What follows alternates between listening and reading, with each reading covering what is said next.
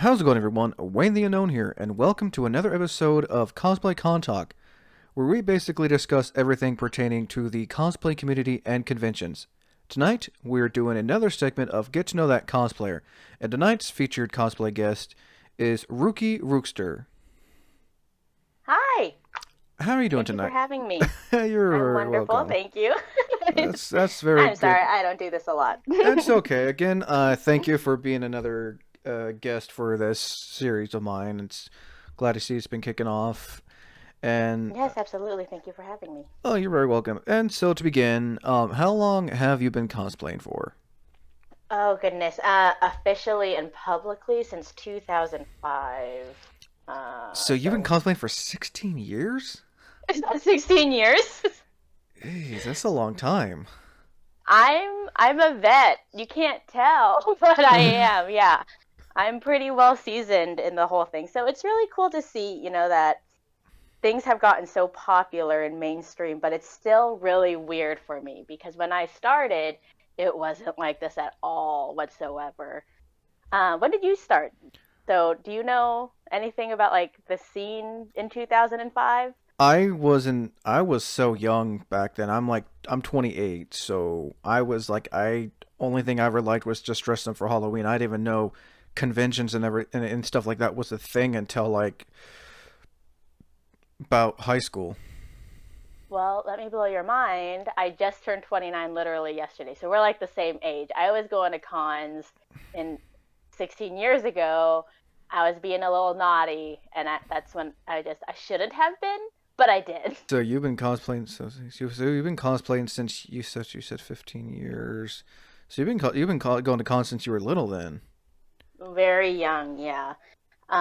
So I grew up in a pretty traditional Asian American home, and so I grew up watching anime. It's always been there, and mainly karaoke, but like Ghibli films like Totoro and Dragon Ball Z and Dragon Ball is really what I grew up watching as a young child. It wasn't like Looney Tunes and things like that. So it was always around. And so, of course, you watch anime, you eventually play video games. You have a Nintendo and a PlayStation and all these things. And so, I don't know if you remember going to like what's it called? Game Crazy, which Yes, is I we kind yeah, of had something like that, yeah. yeah. So not around anymore here, anyways. But Game Crazy, they would have the magazines, the gaming magazines, like New Type and things like that. So Mm. I'd always pick up an issue whenever I went to go buy a game, and I remember seeing people cosplay, and I was like, "What is that?" Because I remember, I'm sure you've had this feeling too when you watch something or you're playing a game, and you're like, "Ah, they look really cool, and I want to dress like that." But knowing what the heck it was, Yeah, that there was a no. name for it. And so I think it was like an Ash and a Misty cosplayer, I think is the first cosplay I've ever seen in this magazine. And I was like, whatever that is, I'm doing that at whatever I was 10 or something. So, speaking of, what was your very first cosplay and convention? In convention, I remember before I went to conventions, I was interested in cosplay and still kind of like messing with fabrics and making things. But when it came to the convention, I was so afraid. And I think every person that has gone to a con knows this feeling of like, how many people are going to be there? How many people actually dress up? Is it going to be like five people and then 5,000 people are in jeans and a t-shirt? Am I going to look stupid? Am I going to look ridiculous? You're just like overrun with this anxiety and this fear. And so when I first went, I actually didn't wear a costume that I made. I had worn a white short sleeve button up and a black petticoat that I had made and my official merch card captor Sakura wand from Card Captors. I don't know if you remember that one. I've never heard of that. Um, I think it came out in like 99 or something, but Blockbuster used to carry like official merch sometimes, and I bought it from Blockbuster when the show came out. And so I took that with me, and that's what I wore for my first con. Nice. And I remember being amazed because people do dress up. And so if anyone's listening to this that hasn't gone to a con yet and is afraid of wearing their first costume, just do it. Just do it. No one looks stupid. So, what was your first convention that you went to? Komori KomoriCon? Con in '05 at the Doubletree Hotel. Oh wow. Okay, now I'm looking at the card captor sock. Okay, I've heard of this. Wow, I didn't know it was that old. I know. Jeez. Yeah, Don't say that. oh, I mean, okay, I've heard of it because I recognize the weird little animal creature Yeah, the yellow bear. that, yeah. Um, how many Yeah, I people, think it was kind of around the same. What was that? Sorry. sorry, how many people recognized your cosplay? It was so long ago. It was recognizable enough, I think, with the wand. It was just, it was pretty popular at the time because I just hit American network, so I think it was pretty popular. There wasn't that many people there. It wasn't like conventions today. It was pretty small. Oh no, from what from one, talking to a bunch of other cosplayers who I've interviewed, they tell me how these cons were small back in the day and now they've just expanded like from hundreds to like thousands of people going. Yes, it's insane. And it's been really cool to kind of see the growth of it, especially here in Portland, because, we're not really known for our con scene even today, right? The big ones are like in Florida, New York, and you've got KatsuCon and all Dragon these other Con. ones. Yeah, they're just way bigger. We're so small. We're still indie cons, right? But starting at 2005, and even though I was so young, I still have memories of it. And just every year seeing how it grows, it outgrows the hotel that it started at, which was the Doubletree. And then it eventually went over to the Red Lion at Jansen Beach and then the Hilton downtown. And so I just been watching this convention grow and kind of find a place for it to fit. And it's been crazy to see that conventions went from just a few rooms or one floor in a hotel to convention centers. My mind is blown. It is so weird. And I don't know when it's going to sink in that it's mainstream because it still hasn't. Um, it just I don't know. Like I said, it feels certain cons. I think they are mainstream. And I'm not trying to crap on it. San Diego Comic Con, I think, is probably the number one con that has become mainstream. Yeah, that's the one where people get stabbed over tickets. Wait, are you serious? Yes, yes. Oh my! I mean, I've heard of stories be like people camping out just to get tickets and waiting in line, but I mean, I No. wouldn't be surprised. It's crazy. I don't remember what year it was. It was maybe 5 years ago where there was a stabbing over tickets. I was like, oh my God. I guess that brings me to my next question. Do you have any convention horror stories personally that you would like to share? Convention horror stories? How would you define a horror? Just anything that Like was something that went good. amiss, something that went wrong, something that just like made you like not want to cosplay a character anymore, some stuff like that. Oh, I don't have anything juicy like that. I've never really had any issues in regard to that. But I do have some memories that were not so fun at the time, but are funny looking back. One of them being, I'm sure people do it now still. Luckily, I've outgrown that just into my adulthood, so I'm more financially stable. But you cons are expensive. You have all this money. You That's have an understatement depending on the con. you right. You've got the convention, you've got travel, you've got lodging, you've got the fucking vendor. Oh, I'm so sorry.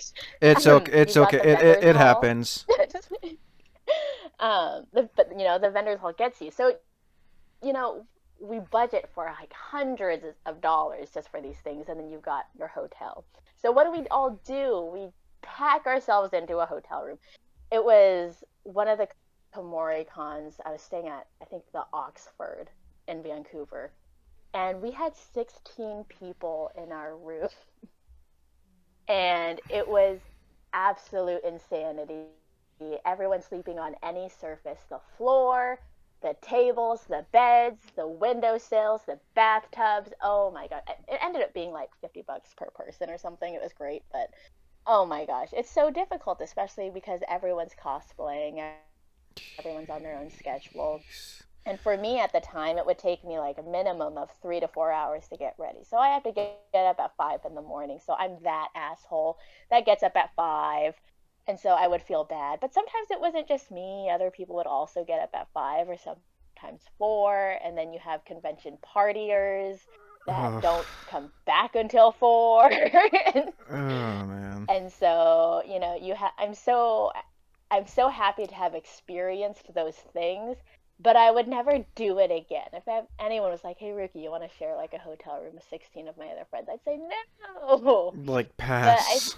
yeah, hard pass. But I think these experiences are so good for cosplayers and people that go to cons. Just one time, just to suffer. I think it builds character and it's funny to look back on. And it just makes that whole going to a convention more of a well-rounded experience, you know. Um, as for other experiences, I'd say men, not to say anything necessarily bad about men or all men. It's nothing I like that. I I kind But of get where this is going. It's basically about the whole. I take it as about the whole cosplay does not equal consent kind of thing. not quite, but kind of almost, but not really. You know, as cosplayers, I feel like there's like two kinds of cosplayers. You have like a casual cosplayer, and then you have role player cosplayers. Ooh. And where, you really get into your character. It's almost like method acting, right? Which is totally fine and totally cool. And I love to be around and I love to see it. But I did have an experience with a Naruto cosplayer long, long, long, long time ago, way back when. And, um, not really getting the hint of like, no, I'm not interested. But I think they were just so into their character of never giving up that I remember going into the bathroom with my friend at the time and hearing him wait outside the bathroom, and he's just like, "I'm waiting right here," and he wouldn't leave, and I almost admire the way he stuck to his character, but also there's a time and a place to break out of your character. But That's other than that, things are great. that's a bit. I'm not gonna lie. That sounds just a bit It's too creepy for my taste. a little creepy. Yeah, but it's funny now because nothing happened. Well, So that's I good at am the least. lucky few. Well, that's good because there But no, I are haven't had any. there are some that aren't the lucky few, and it kind of persists more than it should. Yes, that is absolutely true, and trying to follow the things that happen. No pun intended, but people get followed from con to their cars pretty often, which sucks. But I think it's not just the con scene though. I think that's with any event, venue, place where there's a lot of people. It's opportunists, and there's humans that are like that, and it's not just conventions. Is what I'm trying to say. But Oh it's no, shitty either way. I imagine it's something different. Onto a different topic. What are some of your favorite characters that you cosplayed as? Ooh, um, Tokyo Mew Mew. I did Mew Ichigo. I really loved that. I don't remember how old I was when I did that, but it was probably my first costume that like I was like genuinely proud of drafting the pattern, and it was a lot more intricate than anything else I had ever done. I really loved that. Um, I also just love the show. I love the character. That was a lot of fun. As for the other ones that I enjoyed the most, you think I would have thought about this more? Probably my latest one, my Viera, just because of the fun of the construction of the whole thing. I'm Who? a big fan of my Viera cosplay from Final Fantasy 15, the MMO. So it's not a particular character, just a class. Oh, But I've always been a fan of Square Enix and everything they did. Um, I think that was more fun for the costume as opposed to the character itself. So for characters, okay. I know who you're. Yeah. Okay. You're from Final Fantasy. the bunny people. 14. Yeah, the 14. Oh my gosh. Yeah, I'm looking at. Wow. Yeah, yeah, the MMO. Oh wow. I've take it. People mistaken it for Fran from 12. Yeah, yeah, which makes sense. I mean, it's like it's the same race, and with MMOs, it's there's so much customization, right? Oh yeah. What So, was but it? that's totally fine. How long did it take you to make Vera? On and off. Probably like if I were to put it all together, maybe like less than a month. That's not bad. Not bad, yeah, but it's definitely that's if I just like consolidate all the time that I put into it, 2 hours on one day, 5 hours on another kind of a thing.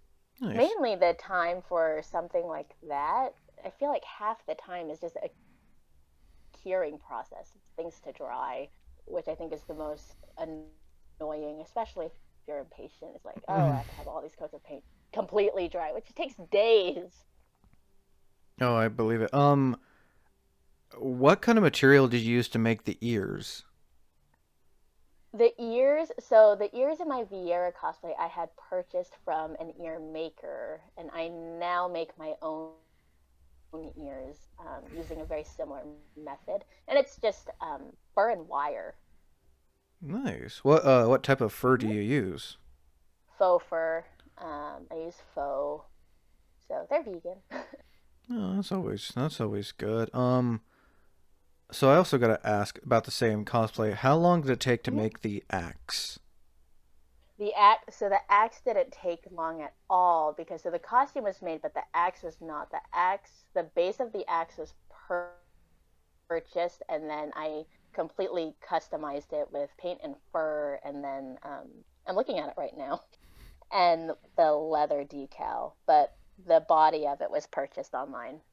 Nice. But if I were to make it, I'd probably try the expanding foam method. Expanding foam method? hmm Have you Um, tried that before? I've never made my own cosplays. I usually have them commissioned, or I'll just or and props, and I'll just either pay for them on Amazon or get them commissioned off of Etsy. Mind explaining what expanding foam is for a bit? Yeah, it's you would get it from like Home Depot, Ace, or anything like that. You use it to fill walls, like cracks, those kinds of a thing. Okay, And I know what you're do talking you know what I'm about talking now. about? Yeah, I do Like now. wall insulation, I think. That I would go about it with that. You make like a cardboard cutout of the generic shape. You get a pipe just for stability, and then you just cover the whole thing in foam, let it expand, and then carve it out. Nice. How long does that process usually take? Days. Oof. I'm an impatient person, and so I really admire these cosplayers that that's their go-to method because I cannot with that. um, Now, have you ever had any cosplay mishaps? Like something just didn't go right, something broke, ripped, snapped, tore, Oh any of that? gosh, all the time. um, I can't even I can't even pinpoint how many times that has happened because it happens all the time. It happened with my VR last on my photo shoot. Actually, you just have all these moving parts, and I think that's part of what makes cosplay so cool and interesting and difficult. You know, because you're taking regular people like me or who you or anyone, and we're saying we have to make this thing that doesn't exist. It was drawn and designed, and even like for example, superhero movies, right? They're wearing a costume, but some of it is CGI. So even their costume isn't all of their costume, and we're taking people like us to make these things. And so we just have to figure out how to make it, but not just make it, but also make it movable. Oh, yeah, no, Or, I mean, it's a whole other beast. And so I feel like every costume is a learning experience, and every time you wear it at a con, that's your test drive sometimes. oh, So very often. hands down. I mean, I've heard stories where people say that the cosplay was better than the movie costume. Mind Oh, yeah. mind you, those costumes take a team to make while it's just one person. Mhm. Yeah, it's incredibly impressive art, and so I really admire my fellow cosplayers, So, especially just like especially because you have to get so creative, so you the know? cosplayer take will Like, take longer than the actual design team. right. Right. I would say yes, in my opinion, yeah. But, back to just the bare bones of the question. Yes, stuff would fall down all the time. I don't know how many nip slips I've had, how many times the thigh high has fallen down. It happens, I I think we should just be honest about it. No, and I feel like I had like I said, I've had conversations about this stuff with other cosplayers, and you shouldn't feel embarrassed. Like if it's happened, like the way I see it is, you learn from it, and also, I think the best thing to do is, like always ask, is like, is there any tips and advice you have for stuff like that when it does happen? Like, what do you usually do if like something rips, tears, and you're at a con and you're like, you want to try to get it fixed? Well, so I don't remember what year they started this, but I'm really thankful for these people is where they would have like these convention volunteers with like hot glue guns and needles and safety pins. But if you can't flag them down, it's nice to have a person with. I feel like most people go with a person. And I feel like you always see this when you walk around the con. You have the cosplayer and then you have the casual civilian. And unfortunately for the casual civilian, they hold everything. However, if you are alone, or even if for your casual civilian, your donkey, Hmm. Velcro strips, I highly recommend it. I bought. You can get them at any craft store. Velcro usually it comes in packages. I just bought the whole. You can get them by the yard. I just bought the whole box, just so that I'd never have to buy it again. And just cut off like strips and squares and put them somewhere in your pocket, and they will save your life because they're super sticky. So they will stick to your skin, they will stick to leather, plastic, Eva foam, fabric, and they are heavy duty. If you get the heavy duty, you have to get like the good one, but if you do, it's worth it.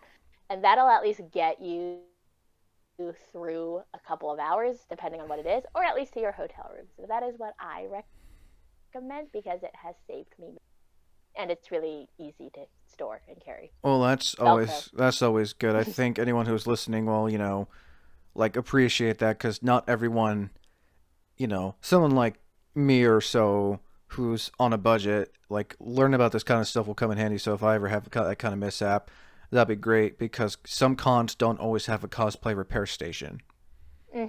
Yeah, and you can't just they're it's like what, 5 people tops, and the convention square footage is huge. You can't really depend on it. So Velcro, I'm telling you guys, whether it's like nip slips or thigh highs, or if you had a pauldron fall off of you, all of those things have happened to me, and Velcro has saved me each time. Yeah, I think the most common thing for most cosplayers is like their thigh highs or something showing that they don't want to have shown. Yeah, especially because, especially with these weird, weird costumes that we make from anime, you know, Big bulky mainly for things, women. Yeah, big, bulky, but also mainly on like slightly women's revealing. costumes. Right, they're like cut down in the middle, or the slit is in this weird spot, and it's supposed to stay like that no matter what. It makes no sense, which is also another, back to that reason of why I think cosplays are so admirable is because we're taking things that were drawn and trying to make them real, despite physics. Trying to make them contort to your body and everything in a sense. Yeah. That makes complete perfect sense. I know a lot of cosplayers, they will go through, like hell and back just get that cosplay just as accurate as possible. No matter, depending on their skill level, some will take longer than Mhm. others. I believe. I'm sure when you first started out making your own cosplays, it took you quite a while to get your routine down too. Yeah, absolutely. And still, and that's the thing is like I think that's an interesting topic, kind of a segue, which is interesting about like figuring it out and learning all these things about how to construct these costumes. And now that cosplay has become very mainstream, or much more mainstream than it was 16 years ago, is that you can buy anything nowadays, right? You can just buy a costume, which was unheard of when I started. And so it's almost like sometimes I'm like, why am I making this? Like, why am I doing that?